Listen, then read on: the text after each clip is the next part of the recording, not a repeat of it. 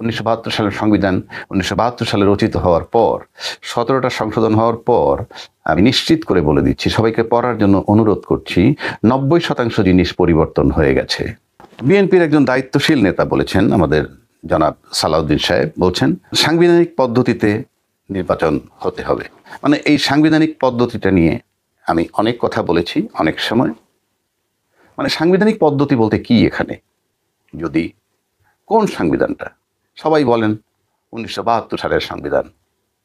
তবে একটু জিনিস পরিষ্কার করি, 1972 সালের সংবিধান, 72 সালে রচিত সংবিধান সংশোধন হতে হতে হতে হতে 17তম সংশোধনীর পর এটা 90% সেই 72 সালের সংবিধান, অরিজিনাল 72 সালের সংবিধান নেই, এটাই সংবিধান।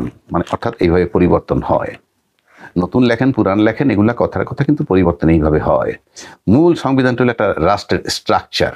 আর পরিবর্তন যে কোনো সময় হতে পারে এবং জনগণের দাবি মোতাবেক টাইম টু টাইম হতেই হবে।